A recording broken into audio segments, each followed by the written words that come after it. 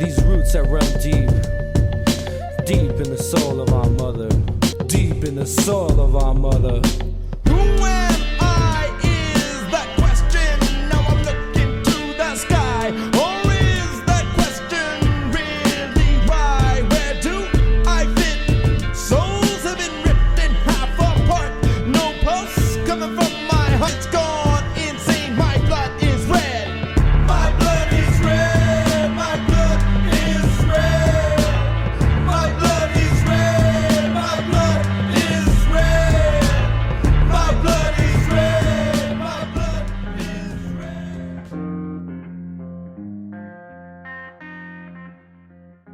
The answer lies in one's intentions.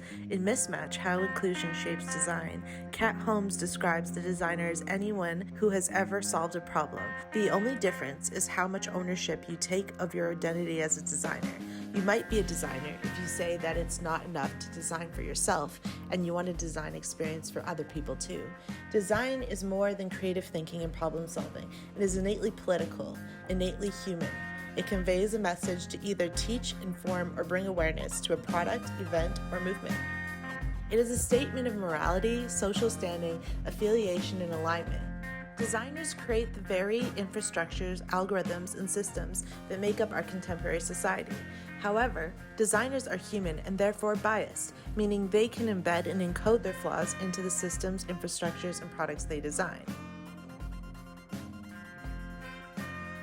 As a contemporary society, we prefer systems that justify established societal hierarchies. This will happen regardless of the intentions of the designer, data scientists, or program administrators, so long as we design in neutral. We will be upholding and empowering unequal and discriminatory systems. Decolonization happens when we can remove the normalization of punishing and underserving the community around us. It is important to note that the words objective and neutral are both adjectives that some use interchangeably. However, they are two very different things.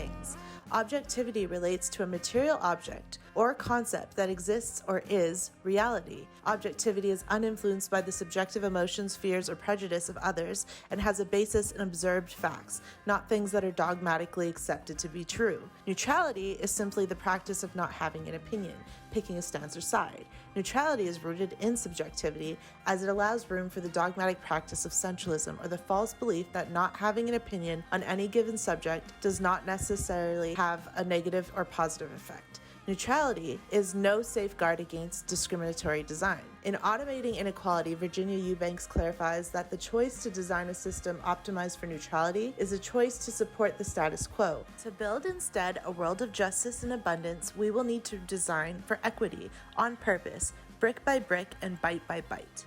This will require the professional, middle class, and wealthy to acknowledge their role and culpability in upholding this biased system and reassess their role in reforming it. In particular, those who wield economic power and resources such as specialized knowledge, tools, time, or money.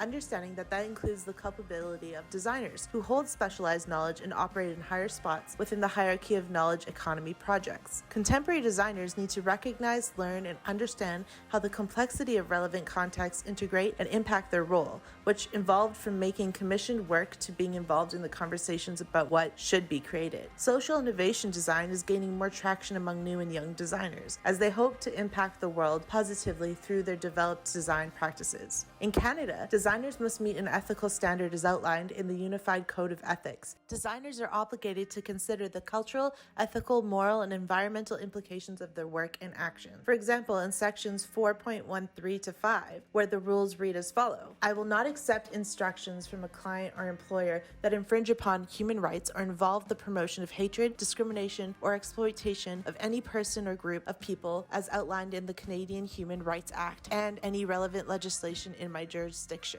I will consider the environmental, economic, social, and cultural implications of my work and the goods and services offered by my suppliers, contractors, and manufacturers, and endeavor to minimize adverse impacts. I will educate myself and ensure that my clients are informed about accessibility standards in my jurisdiction and the role that design can play in giving people of all abilities opportunities to participate fully in their communities and the world at large.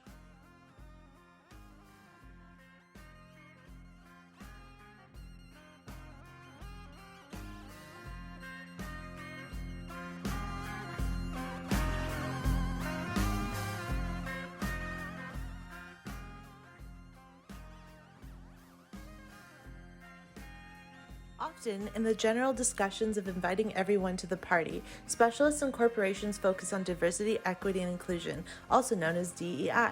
Diversity is the presence of differences such as race, gender, religion, sexual orientation, ethnicity, nationality, socioeconomic status, ability, or age. Equity is the promotion of fairness, justice, and fair distribution for all. Inclusion is the action that promotes diversity and equity by including everyone. In Mismatch, Kate Holmes claims that inclusion is ongoing, imperfect, and not nice, and is about challenging the status quo and fighting for hard-won victories. People's touch points with each other and with society are full of mismatched interactions. Design is a source of these mismatches and can be a remedy. The most common analogy is inviting everyone to the party, and Dori Tunsil has a great elaboration on this analogy where diversity is getting the invitation to the party. Inclusion is if someone asks you if you want to dance, and decolonizing is allowing the most vulnerable to choose the music, plan the food, and etc. for the party. Sasha Constanza Chalk adds, if you are not at the table, you're on the menu. Decolonization requires action throughout all facets of society, deconstructing the prevailing power structures from academia to pop culture. Decolonizing design is the removal of the white or Eurocentric thinking in design.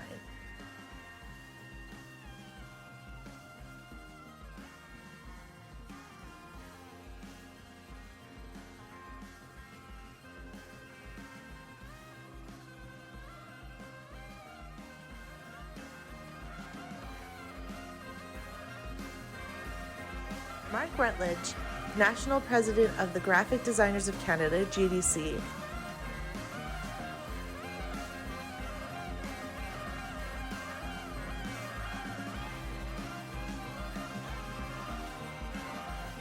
Maurice Cherry, founder and host of Revision Path podcast.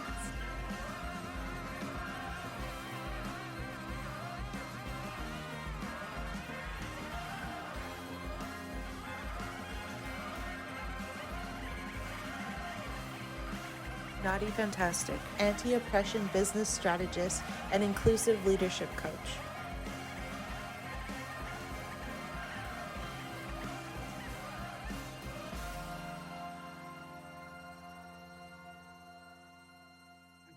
To me, to decolonize design is to uncover the stories and the people and the methods and things about design that have taken place outside of the kind of Eurocentric point of view of design that we have been taught in schools.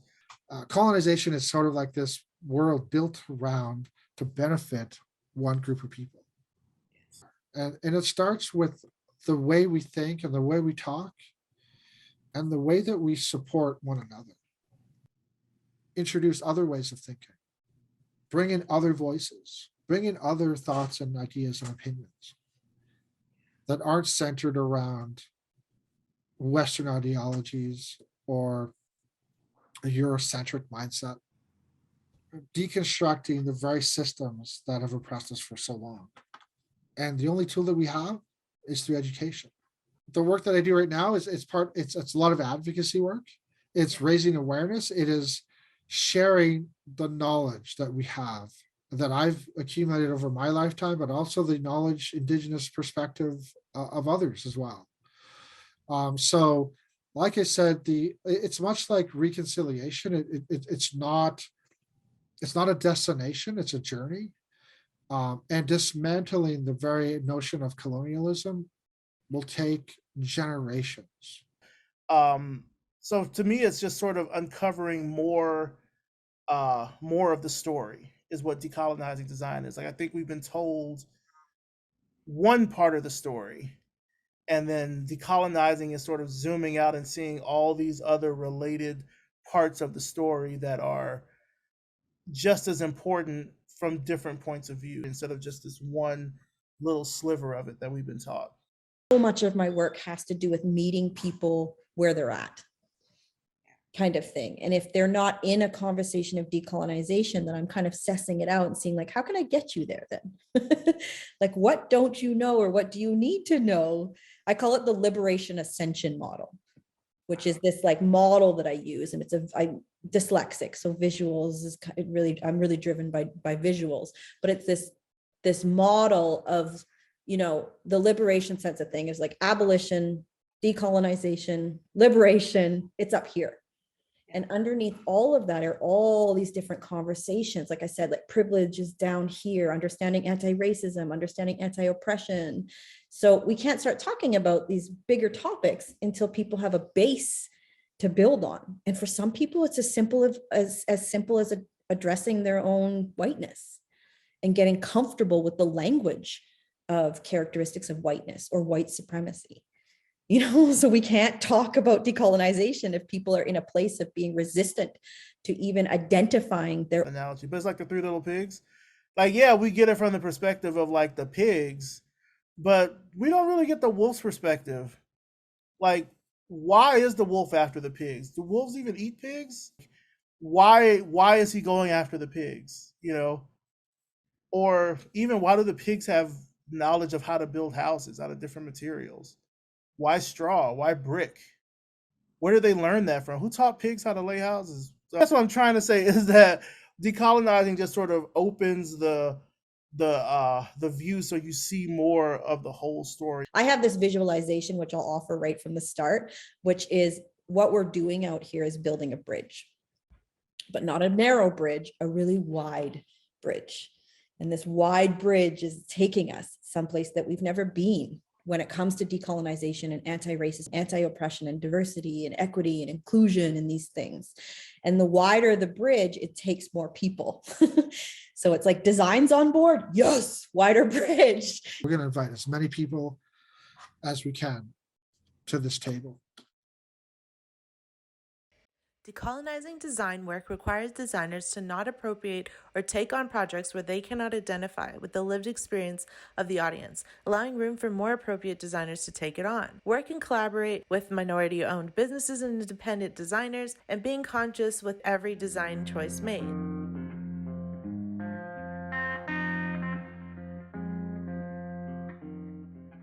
Well, it starts with people like me. I'm also members of other groups that have started up, like POCAM, it's a group of BIPOC creatives in advertising and marketing. So they are executive level BIPOC creatives in big agencies. Their passion is to promote and uplift young BIPOC creatives and get them into places that were never available to them in the past. Well, we're starting to see two things. One, more and more people of color and really more people across the spectrum of diversity are being included in conferences, events, fireside talks, etc. And then the second way is that we, as people of color that are designers, we are also teaching this history. So we're doing things that are sort of actively pushing forth the narrative of what it means to be a designer from our respective point of view. So me with Revision Path. It's everywhere. It's everywhere, but it's also really nuanced, as we know, right? Like there's certain containers that I would go into that I can't even mention decolonization because there's too many biases in the room, that they aren't yet at the knowledge or capacity to be able to have a conversation about decolonization. Maybe they're somewhere around still discussing privilege. Maybe they're trying to understand anti-racism, So for me, it's that broader image. Like so much of my work has to do with meeting people where they're at. But you're starting to see more and more people kind of teaching their own history, I guess, teaching their own design history or showing their own design history. Silas Monroe, for example, did this really great series last year around sort of like Black design history that people could sign up for these different courses. Even right now, what Ritesh Gupta is doing with the School of Us. Well, no, the tagline is the School of Us. It's called the Useful School. But like what he's sort of putting forth is like this sort of alternate design education where you can sign up for it, and like all of your instructors are also working designers of color. And so it's decolonization in that way, in that we as people of color are the ones that are kind of stepping up and sort of making that happen. So I feel like the active onus on that is from us, not so much from the kind of mainstream regular white design community. Like I feel like that still only falls within certain affinity months, like during Black History Month, during Women's History Month, during LGBTQ, Pride Month, etc. You'll start to see those individual focuses, but it's not a sustained effort year round. Naturally, I work with businesses to help them find and define their goals to run equitable and inclusive operations. So in that, it's essentially, I'm like whispering in their ear, being like, you have to decolonize everything, right? But they may or may not be there yet to understand it, but that's essentially, it touches everything. Like if it was anything I could do as an Indigenous woman, it would be to get everybody to a place that they're having conversations about decolonization around the dinner table. So we're smashing down those doors that used to exist for people of color and those that are marginalized. Those doors, we smash them down all the time. If I see a door that's, I'm gonna fucking kick it down. Fuck that. Mm-mm-mm. The matrix of domination is a term developed by Patricia Hill Collins, Black feminist scholar, sociologist, and past president of the American Sociological Association. This term refers to race, class, and gender as interlocking systems of oppression. It conceptualizes how power, oppression, resistance, privilege, and penalties both benefit and harm those affected as they are systematically distributed. These systems include white supremacy, heteropatriarchy, capitalism, ableism, colonialism, and other forms of structural inequality, all of which are necessary to address, consider, and understand when conceptualizing the decolonizing of design. Intersectionality, derived from Black feminist theory, fundamentally reconceptualizes race, class, and gender as interlocking systems, as they not only operate on their own, but are often experienced together within their intersections. The concept of discriminatory design is an entity that often operates through standardization. So much of design is discriminatory, from hostile architecture to the sizing of seats in a car, ergonomic finger depressions in tool handles, or frets on a guitar, all of which are initially developed based on the average male body. And these discriminatory practices have been standardized through social dogmaticism. Thus, they shape technologies in nearly every field, such as transportation, health, housing, clothing, and more. Discriminatory design is also accomplished through and experienced as microaggressions by marginalized individuals. Racial microaggressions are brief and commonplace daily verbal, behavioral, or environmental indignities, whether intentional or unintentional, that communicate hostile, derogatory, or negative racial slights and insults towards people of color. Microaggressions are expressions of power and status by individuals from dominant groups performed against individuals from marginalized groups, who may also frequently experience far more severe manifestations of oppression, such as physical violence, attack, rape, or murder, as well as severe forms of institutional inequality, such as discriminatory exclusion from access to employment and housing. On their own, microaggressions are traumatizing, are often internalized by the receiver, and take time to unpack and process. However, the fear of microaggressions is the lack of absolute certainty about whether the aggressor will choose to escalate into something more severe, and this is, of course, extremely traumatizing for the victims of these assaults. Looking at biased systems through the lens of microaggressions means understanding the impact on individuals as they encounter, experience, and navigate these systems.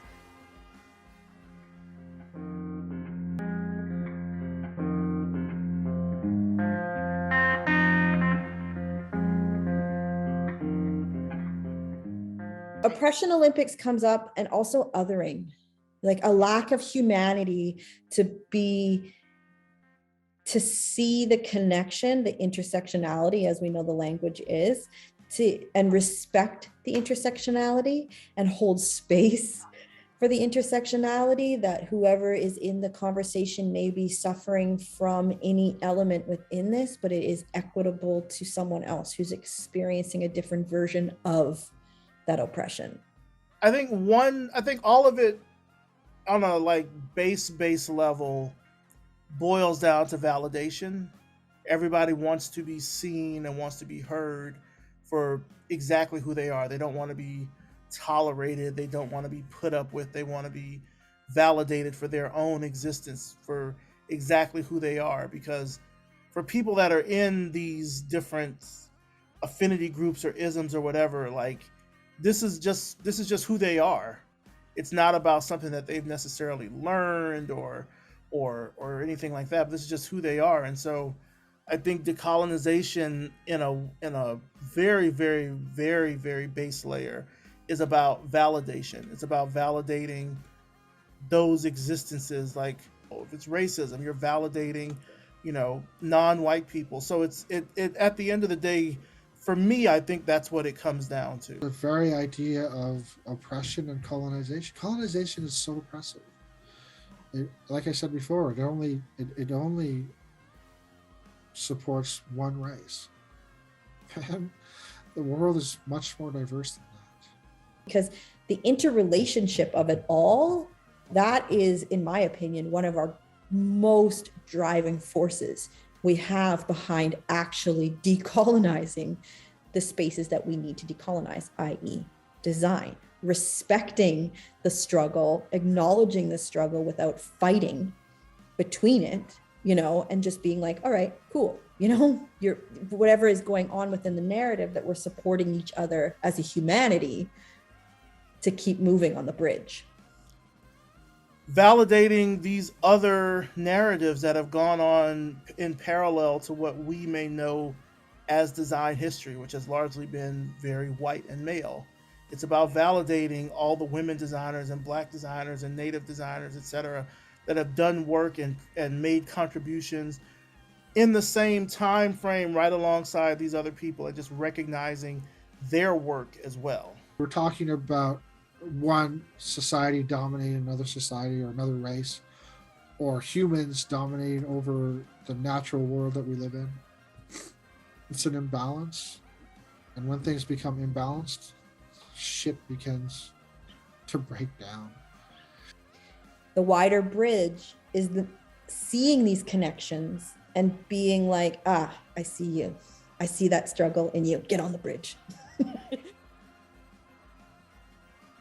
Design justice comes into play as it calls for an analysis of how algorithm design both intentionally and unintentionally reproduces capitalism, white supremacy, patriarchy, heteronormativity, ableism, and settler colonialism. A challenge commonly faced when discussing inclusion is the conflation of sympathy and pity. The issue is the interchangeable usage of pity, sympathy, and empathy in colloquial language, and although they are indeed synonyms, they all have different meanings. There's a stark difference between sympathy and empathy. Sympathy involves relating to or understanding someone from your own personal and subjective perspective. Empathy involves deeply understanding the person from their own experience and requires looking at someone outside of your own experience. This means putting yourself in the other person's shoes, understanding why they may have those particular feelings, and becoming aware of the root cause of why a person feels the way they do. We can better understand them. When we treat inclusion from a place of sympathy or pity, we are not seeing the other person's experience outside of what we can personally fathom,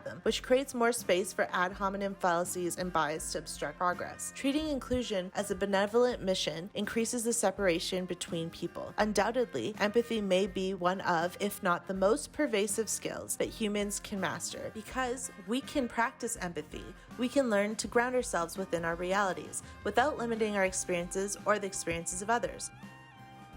The hard part is knowing when to empathize and with whom. Unsurprisingly, the first step of design thinking is to empathize, followed by define, ideate, prototype, and test. The biggest takeaway from design thinking from a user-centered perspective is that you recognize how embracing human insights allows you to better empathize with your customers, thus creating better products and experiences for them. The majority of challenges designers face when they are new to inclusion and accessibility follow a lack of education and resources. There are a lot of new terms to learn, and sometimes it's frustrating to learn that you didn't know something in the first place. The information isn't completely streamlined, so it's hard to find the necessary information. The reality is, designers new to this need to reach out to the people directly affected by oppression and discrimination. Honing our empathy skills. Understanding what inclusion is and why it matters is the first step. The second is learning how to shift towards it with your work. The shift happens when designers access their positions, bias, and how they apply the principle of inclusive design in their work. Inclusion asks us to consider others, identify our own biases, check for ability bias, learn new information to build up literacy and expertise relevant to design solutions, create various ways to experience the design, allow for interdependence, and enmesh complementary skills together. And lastly, decolonization asks us to adopt a more flexible definition of a designer. Open up your processes and invite contributions from other people with relevant but non-traditional skills. To simplify, the 3 principles of inclusion design are: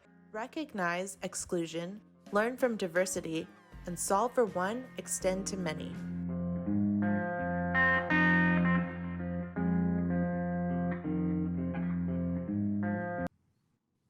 How old was I? Well, I was probably a teenager, maybe 13. That's a lucky number. I was a young teenager when I realized I was living in this construct, this society that only benefited a certain class of people, right? The idea of oppression and racism was something that I had to deal with at a very, very young age, 4 or 5 years old. That's the first smack of reality for us as a person of color. The notion of the colonial construct that we live in, really, I went through those formative years, those young years, blinded by the system of oppression that I lived in.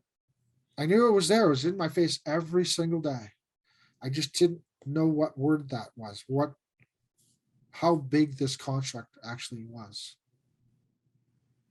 I grew up in Selma, Alabama, which a lot of people have heard of from the civil rights movement. And I was sort of one of the first generations right after Bloody Sunday, after the the Civil Rights Act was passed in the late 60s. And so I'm entering now this sort of school system that is not segregated by law. So like it's supposed to be more integrated, but just because the law was passed doesn't necessarily mean that people just automatically jump to and try to do the right thing. So I grew up in a very segregated town. Like you had your black schools and your white schools. You had your black side of town, your white side of town.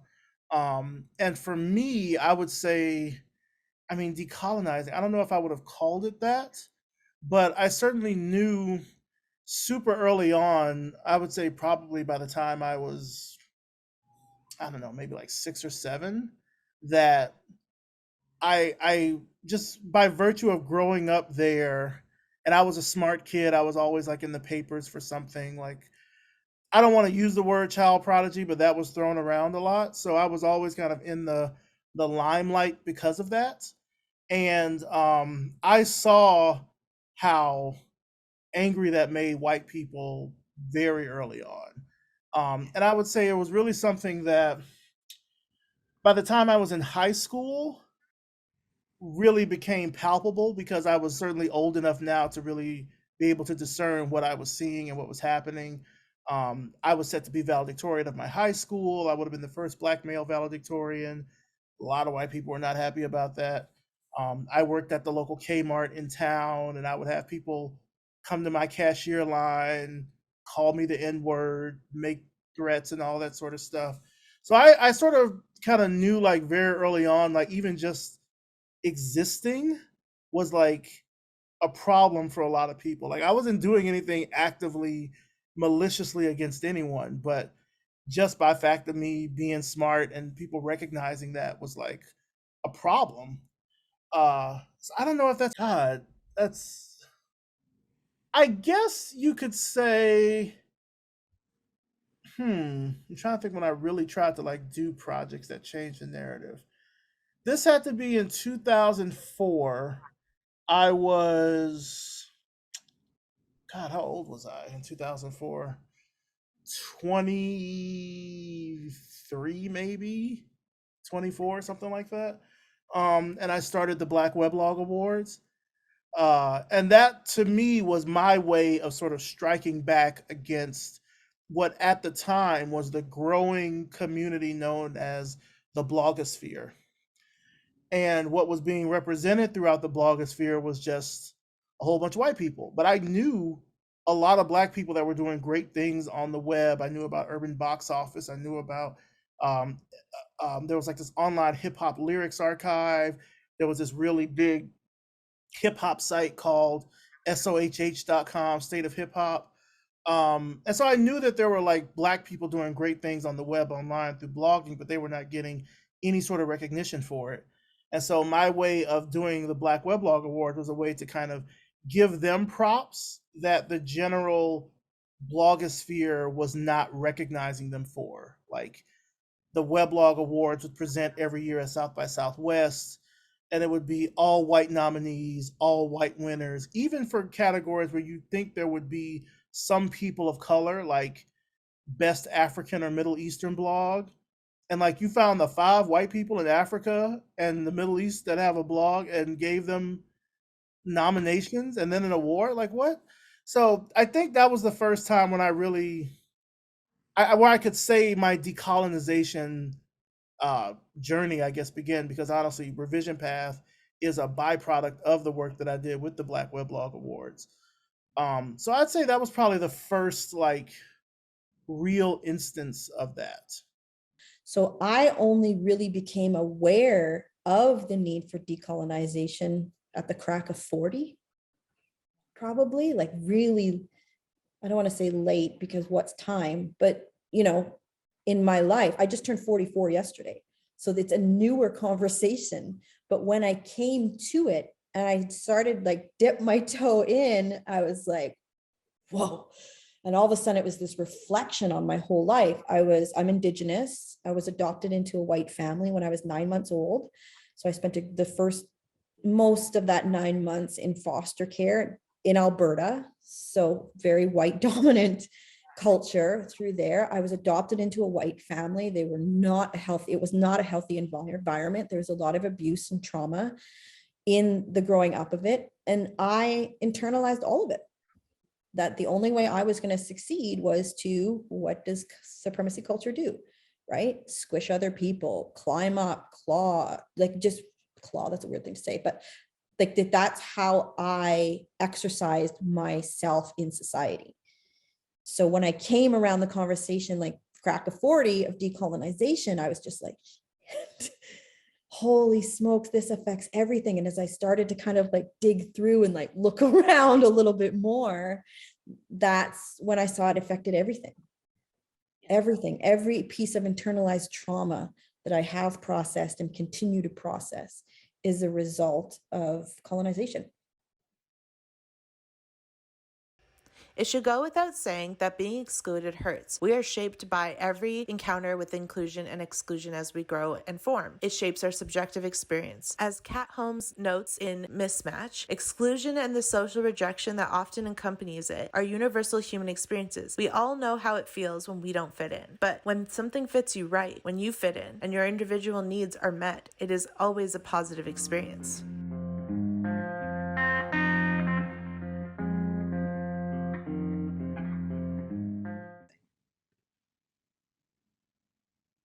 Ones that will approach discourse in a healthy manner.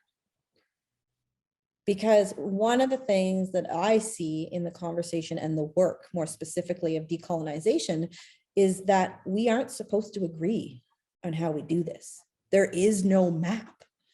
There's hundreds of epic books out there of people helping us understand how we decolonize, whether it's specific industries like design or broad scale, like education, society, whatever it may be. But meeting our own discourse in a way of being like, I don't really understand that perspective. Can you tell me more? Or I don't really agree with that. Like, I actually think it's XYZ. And then having that person or group on the other side of the conversation being open to going like, oh, okay, let's think about this then. Pure mentorship. One thing certainly that I've discovered through just my own history as a designer, but through talking with so many others, is that going to these sort of design spaces like conferences or events or meetups from, organizations like AIGA or et cetera, we'll go to these events and not feel welcomed, not feel like this is something for us. In some cases, even being actively pushed away from the organization just by proxy of not being white, right? And so I think there are a lot more peer networks that are starting. Like we're kind of taking the onus of community into our own hands. Some of it is physical, like Bay Area Black Designers of Seattle. Some of it is virtual, like the Where Are the Black Designers Slack group.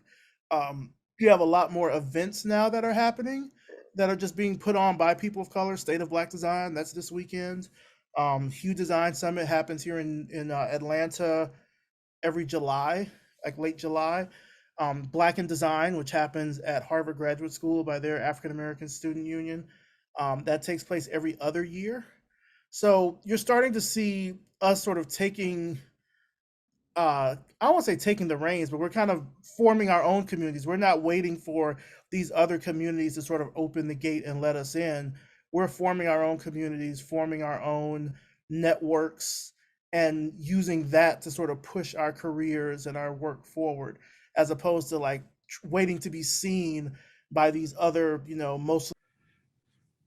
We have to cultivate and encourage people that want to be brave enough to break through those fears of discrimination and racism, to push through that and accomplish and be in positions where you can make decisions that will inspire future generations.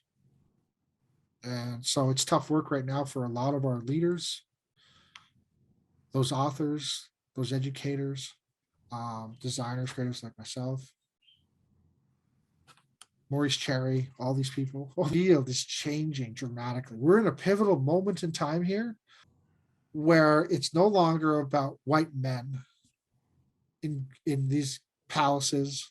It is the people of color, the marginalized, the people that have been sitting on the outside with not, we're no longer inviting ourselves to the table. We're demanding ourselves to be at that table.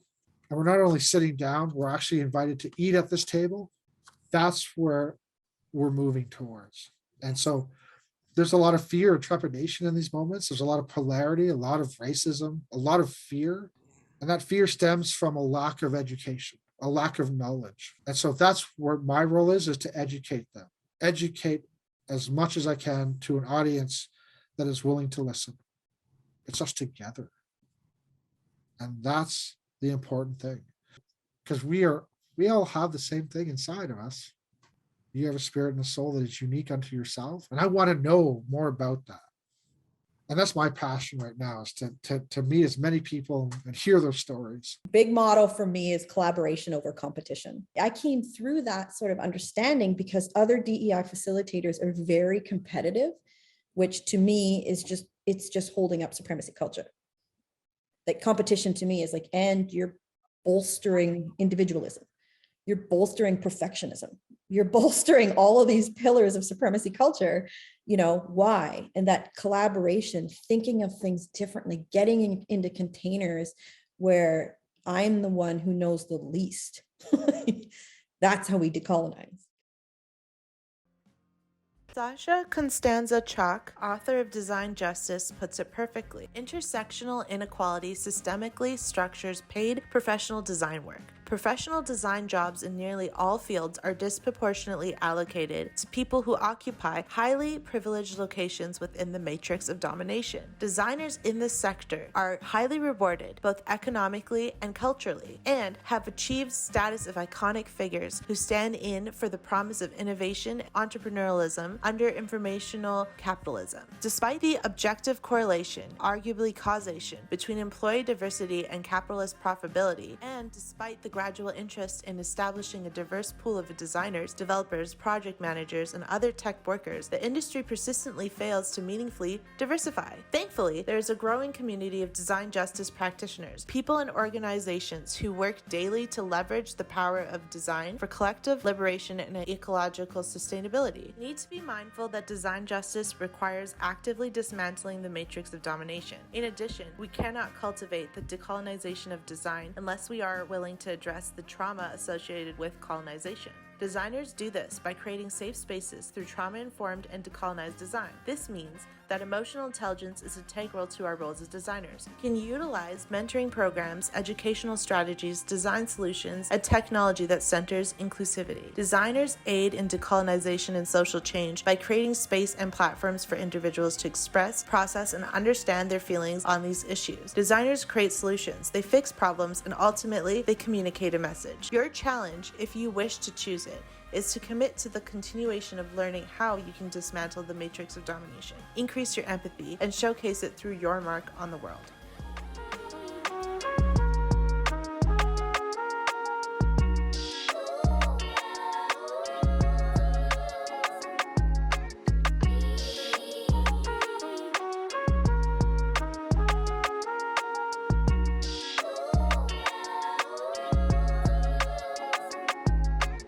broke so many times before, but never broken.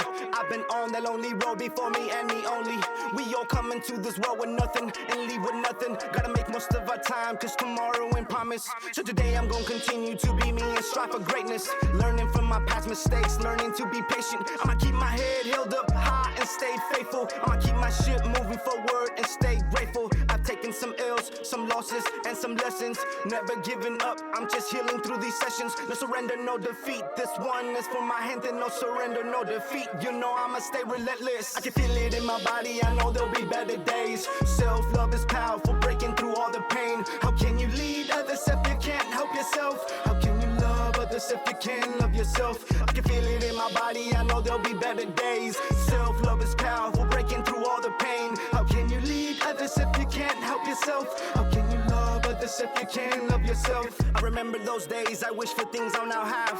I remember those times I gave it all and not half. They say procrastination is the killer of dreams. Got to remind myself success is closer than it seems. How can you lead others if you can't help yourself? How can you love others if you can't love yourself?